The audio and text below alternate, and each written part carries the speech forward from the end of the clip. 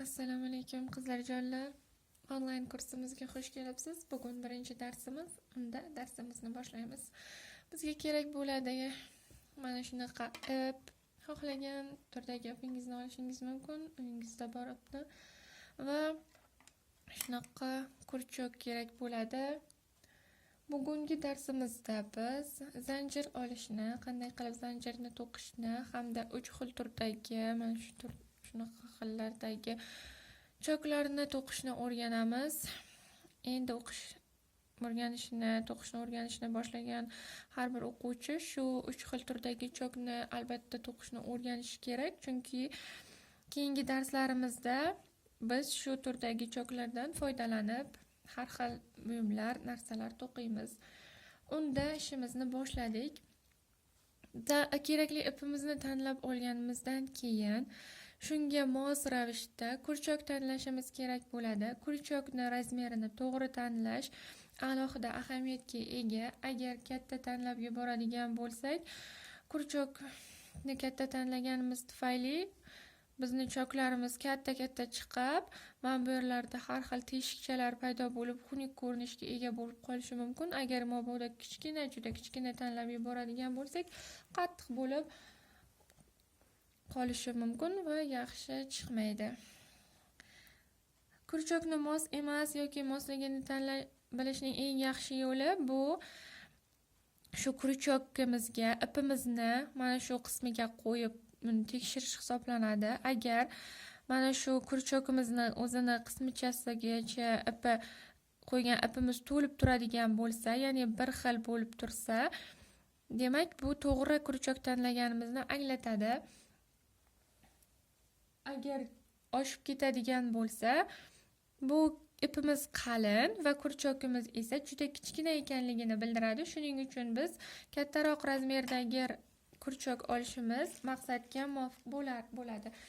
Kerakli kurchokni tanlab olganimizdan keyin ishimizni zanjir qilishdan boshlaymiz. Zanjir qilishdan oldin ishchi qismni to'qib olishimiz lozim. Ishchi qismni ham ikki usulda qilsak bo'ladi. Birinchisi shunchaki ipni mana shu ko'rinishda ushlab, aylantirib, yana bir marotaba aylantirib, o'sha birinchi aylantirgan teshikchamizdan o'tkazish orqali va tortish orqali ishchi ipimizni yasab olishimiz mumkin. Mana shunday qilib, keyingi usuli ham mana shu qo'limizni ikki ko'rinishda keltirib, ipimizni aylantirib bir marotaba bu ishchi ipimiz va mana shu aylantirganimizni tagidan olib chiqarib ishchi ipimizni va qo'limizni chiqarib tashlab shu va mana shu yana bir marotaba aylantirib shu teshikdan chiqarish va bu ipni tortib qo'yishdan iborat. Shu orqali ishchi ipimizni qilib olsak ham bo'ladi. Qaysi biri osonroq bo'lsa, shu usuldan foydalaning. Zanjir qilishdan oldin ipni qay ko'rinishda ushlashni o'rganish ham muhim. Kurchokni qay tarzda ushlash bu unchalik muhim emas. O'zingizga mos bo'lgan holatda ushlashingiz mumkin. Ba'zilar qoshiqni ushlagandek yoki ba'zilar ruchkani ushlagandek ushlashadi. Bu unchalik ahamiyatli emas. Ipni ushlashda mana bu o'rta barmog'imiz va bosh barmog'imizni mana ipni boshlang'ich qismiga qattiq qilib ushlaymiz. Ko'rsatkich barmog'imiz bilan esa ipni olib mana shunday qilib aylantiramiz. Mana shunday ko'rinishga keladi. Bu ikkita qo'limiz bilan esa bu yerni ushlaymiz va pastdan tortib qo'yamiz. Qattiqroq turishi uchun mana. Endi zanjir qilishga kirishamiz. Zanjirda mana shu tayyor ipimizni bir marotaba aylantiramiz. O'sha aylantirgan ipimizni esa mana shu birinchi qilgan ishchi ipimiz orqali o'tkazamiz teshikchasidan. Mana shunday. Va bizda birinchi zanjirimiz tayyor. Va yana bir marotaba aylantiramiz va o'sha aylantirgan ipimizni shu teshikchadan o'tkazamiz. Ikkinchi ip zanjirimiz ham tayyor. Uchinchisi yana shu ko'rinishda yana o'sha teshikchadan o'tkazib yuboramiz. Yana bir marotaba o'tkazamiz. Yana o'sha teshikchani o'tkazamiz va shu tariqa zanjir qilamiz. Uyingizda zanjirni 100-200 talab qilib o'rganishingiz mumkin. So'tab yana qilib, shunda bilimingiz ham mustahkamlanadi. Shu tariqa zanjirlar qilamiz. To o'rganguningizgacha buni mashq qilib qaytaring. Va albatta o'rganib olasiz. Keyin endi biz zanjir qilishni o'rganib olganimizdan keyin ustunchalar qilishni o'rganamiz. Birinchi ustunchamiz mana bu shakldagi ustuncha hisoblanadi. Buning nomi ustunsiz, ya'ni ipsiz ustun deb ataladi. Buni hozir to'qishni o'rganamiz. Shuncha zanjir qilishni o'rganib olganingizdan so'ng birinchi 20 ta zanjir qilib olamiz. Bizda hozir 20 ta zanjir qilib olamiz. 20 ta zanjir chaqilib olganimizdan keyin endi ustunchalarimizni qilishni boshlaymiz. Birinchi ustunchamiz mana shunaqa ustunchasiz, ya'ni ipsiz ustun bo'ladi. Buni qilishimiz uchun 20 ta zanjir qilganimizdan keyin yana bitta qo'shimcha zanjir qilib olishimiz kerak. Buni doim yodda tutish lozim. Keyin ustunchasiz ustunni qilishimiz uchun o'sha bitta qo'shimcha qilib olgan zanjirimizni qoldirib, keyingi zanjirimizga kurchokimizni tiqamiz.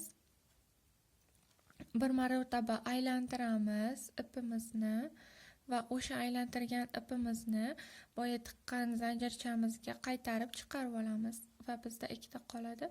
Keyin yana bir marotaba aylantiramiz, 3 ta bo'ladi va tiqamiz hammasidan va bizda yana bitta qoladi.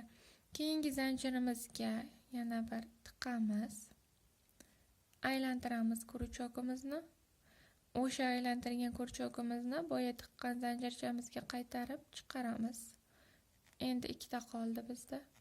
Aylantiramiz, 3 ta bo'ldi. Endi shu uchinchisini qolgan ikkitasidan chiqarib olamiz va bizda bitta qoldi yana. Endi uchinchi ustunchamiz. Yana bir marotaba tiqamiz.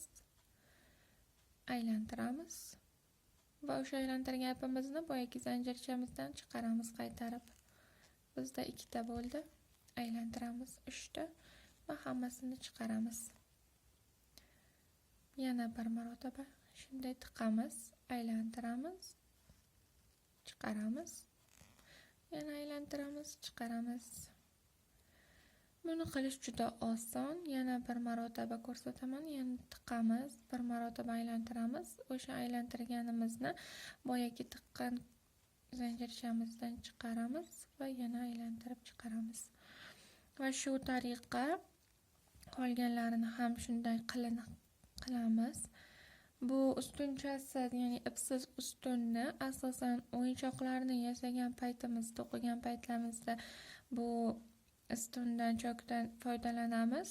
Chunki bu qattiq, yaxshi turadi. Unda paxtalari chiqib ketmay, paxtalari ko'rinmay yaxshi turganligi uchun har xil gullarni, shunaqa o'yinchoqlarni qilganimizda shu ipsiz ustundan foydalanamiz. Bu ipsiz ustunni qilish unchalik qiyin emas. Uyda ko'p marotaba agar mashq qilinsa, bemalol o'rganib olsa bo'ladi. Ko'p marotaba so'tib, yana to'qib, o'z ustingizda ishlasangiz, tezda o'rganib olsangiz bo'ladi. Shunday qilib 20 tagacha to'qib boriladi. Oxirida kelganda qanday qilib ikkinchi ustunga o'tishni o'rgataman. Mana oxiriga ham keldik. Oxirgisini ham xuddi shu tartibda to'qiymiz. Mana shunday. Xuddi shunday va ikkinchi qatorga o'tayotganimizda albatta bitta zanjir qilish esdan chiqmasin.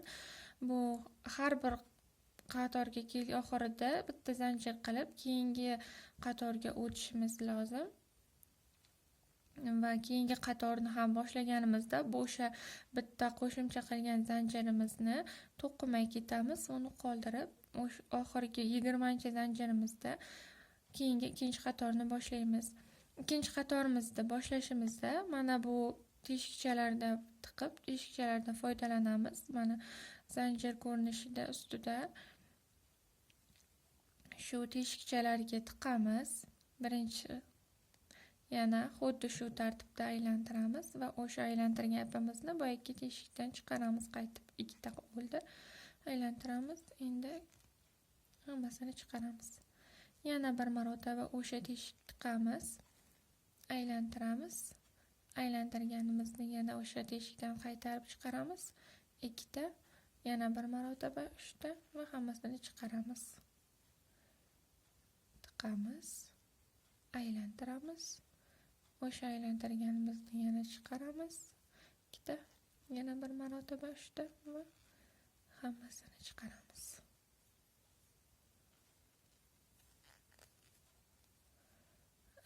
Tiqamiz, aylantiramiz.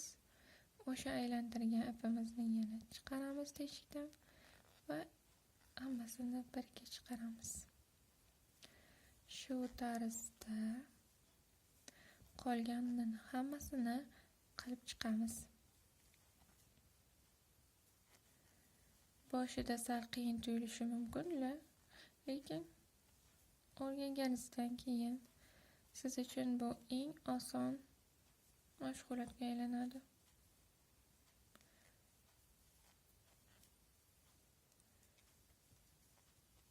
Shunday qilib oxirigacha boramiz. Va mana bu oxiriga kelganimizda ba'zi birlar oxirgi ustunni esdan chiqarib, birdan qo'shimcha zanjir qilib keyingi ustunga o'tib ketadilar. Bu noto'g'ri. Agar esingizdan chiqsa, marker bilan belgilab qo'ying. Mana bu oxirgi zanjir. Buni esdan chiqarmasdan to'qish lozim. Agar esdan chiqib ketsa, qiyshiq chiqib qolishi mumkin ustunchamiz va to'qiyotgan narsamiz yaxshi chiqmaydi. Shuning uchun oxirgi qismini esdan chiqarmaslik lozim. Shunday qilamiz. Ikkinchi qator ham tugallandi va yana bitta zanjircha qilib keyingi qatorga o'tamiz. Shu tariqa qolganlarini ham to'qib, mana shu ko'rinishgacha to'qing. Toki yaxshi o'rganib olmaguningizcha bu chokni to'qishni mashq qilishingizni maslahat beraman. Va keyingi ustunchamizga o'tamiz. Keyingi ustunchamiz bu yarim ustun deb ataladi. Mana bunaqa shakldagi bo'ladi. Yarim ustunimiz. Buni to'qish uchun ham yana bir 20 ta zanjir qilib olamiz. 20 ta zanjir qilganimizdan keyin yana bitta qo'shimcha zanjir qilamiz doimo. Keyin endi ustunchamizni qilishni boshlaymiz. Aylantiramiz bir marotaba. Aylantirib, keyin o'sha birinchi qo'shimcha qilgan zanjirchamizni qoldirib, keyingi zanjirchamizni tiqamiz, kurchokimizni. Ipimizni aylantirib olamiz bir marotaba va o'sha aylantirgan ipimizni zanjirchaga qaytib tiqamiz, chiqaramiz va shunda bizda 3 ta bo'ladi va yana bir marotaba aylantiramiz va aylantirgan ipimizni qolgan 3 tasidan hammasidan o'tkazamiz. Mana bu yarim ustun edi. Keyingisi yana bir marta aylantiramiz va yana keyingi zanjirga tiqamiz va yana bir marotaba aylantirib olamiz ipimizda va o'sha aylantirgan ipimizni mana shu teshikdan chiqaramiz va 3 ta qoladi. Yana bir marotaba aylantiramiz, 4 ta bo'ladi va oxirgi aylantirgan ipimizni hammasidan o'tkazamiz. Mana shunday. Va ikkinchi ustunimiz ham tayyor. Yana bir marotaba shunday qilamiz. Teshikchadan zanjirimizga tiqamiz, aylantirib olamiz o'sha aylantirgan ipimizni yana o'sha teshikda chiqaramiz. Zanjirimizda 3 ta bo'ladi. Yana aylantirsak 4 ta va hammasidan chiqaramiz. Mana shunday hozir 3 ta zanjir ustun qildik. Va yana shu ko'rinishda qilib davom ettiramiz. Mana shunday. Bu turdagi chokni asosan ko'ylaklar to'qiganda, har xil kardiganlar, sumkachalar to'qiganimizda shu chokdan foydalanishimiz mumkin. Buni ham qilish unchalik qiyinchilik tug'dirmaydi. Buni albatta uyingizda mashq qiling ko'p marta. Va albatta o'rganib olasiz.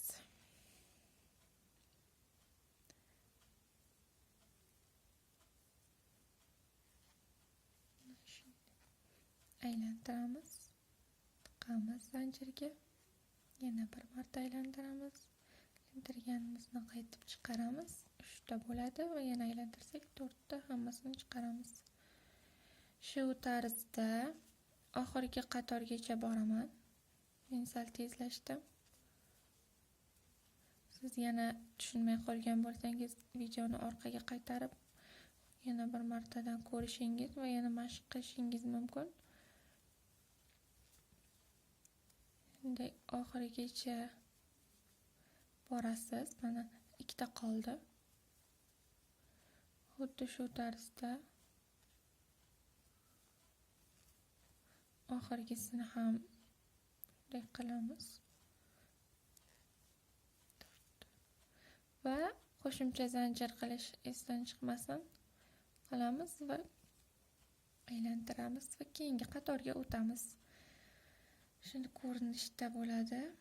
Keyingi qatorimizni ham xuddi shu tarzda mana bu teshikchalarga tiqib boshlaymiz. Bular keyingi zanjir hisoblanadi. Mana ko'rinishi. Aylantiramiz. Kurchogimizda mana bu birinchi teshikchamiz, birinchi zanjirimizga tiqamiz. Aylantirib olamiz bir marta ipni. O'sha aylantirgan ipimizni boyagi tiqqan zanjirimizga qaytib chiqaramiz. 3 ta bo'ladi. Yana bir marta aylantiramiz 4 ta va hammasini chiqaramiz. Birinchi ustun tayyor. Keyingisi yana shu tarzda tiqamiz, aylantiramiz va o'sha tiqqan zanjirimizga qaytib chiqaramiz. 3 ta, yana bir marta aylantiramiz va chiqaramiz. Yana bir marta aylantiramiz. Keyingi zanjirga tiqamiz, aylantiramiz. O'sha aylantirgan ipimizni boyagi tiqqan zanjirimizdan qaytib chiqaramiz. 3 ta. Endi esa 4 ta va chiqaramiz hammasini. Shu tarzda keyingi qatorni ham chiroyli qilib to'qiymiz. Aylantirib, tiqib.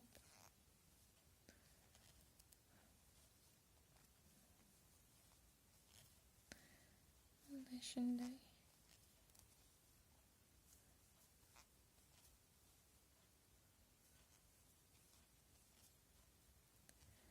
Aylantiramiz, tiqamiz, chiqaramiz, tiqamiz, chiqaramiz. Shu tarzda to'qiymiz. Birinchi dars doim qiyin bo'lgan. Keyingi darslar asta-sekinlik bilan osonlashib ketadi. Boshini o'rganib olish doim qiyin.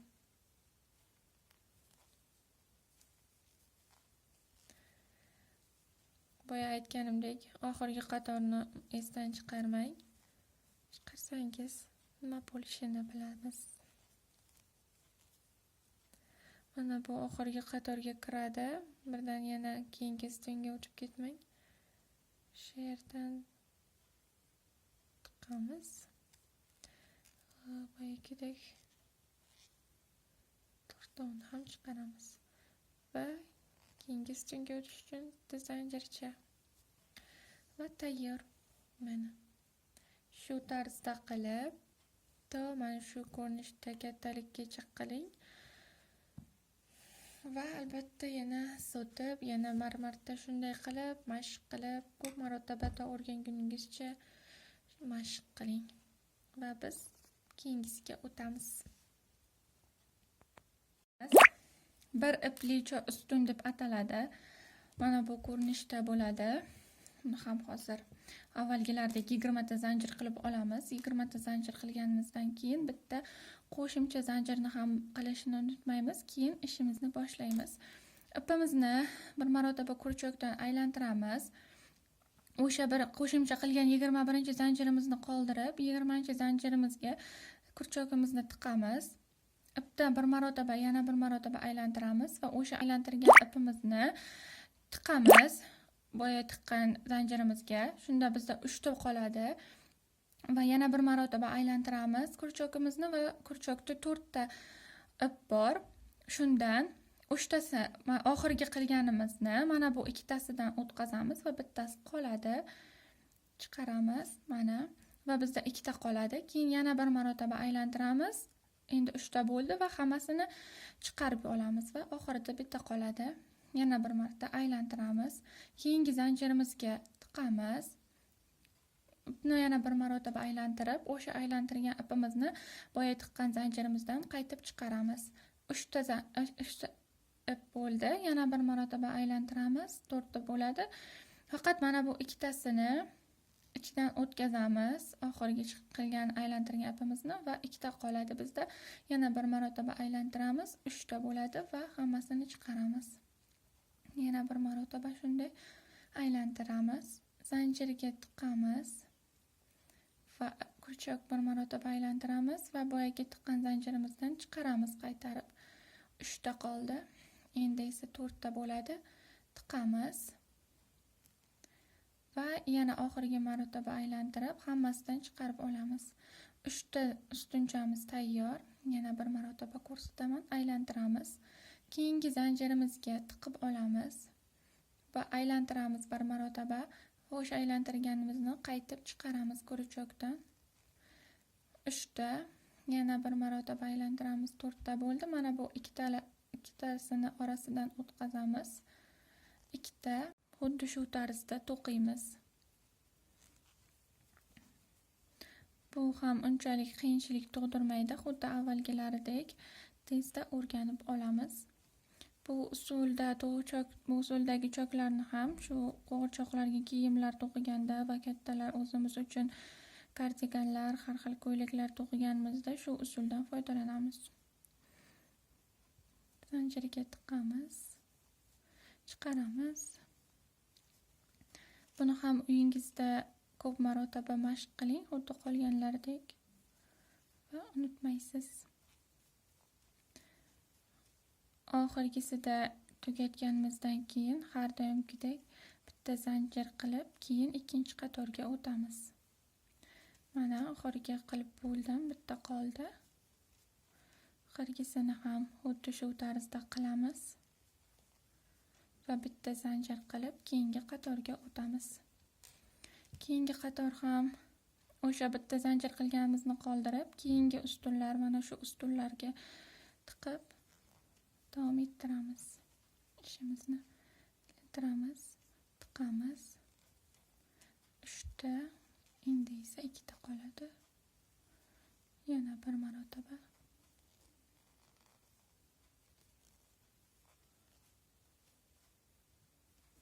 Xuddi shu tarzda davom ettiramiz va ishimizni tugatamiz. Siz oxirigacha to'qing va mana shu ko'rinishga keladi. Shuncha to'qiganingizdan keyin yana sotib va yana qaytadan qilib mashq qilishingiz mumkin. Bugungi birinchi darsimiz ham o'z nihoyasiga yetdi. Bu darsimizni yaxshilab o'rganing, keyingi darslarimizda ko'rishguncha.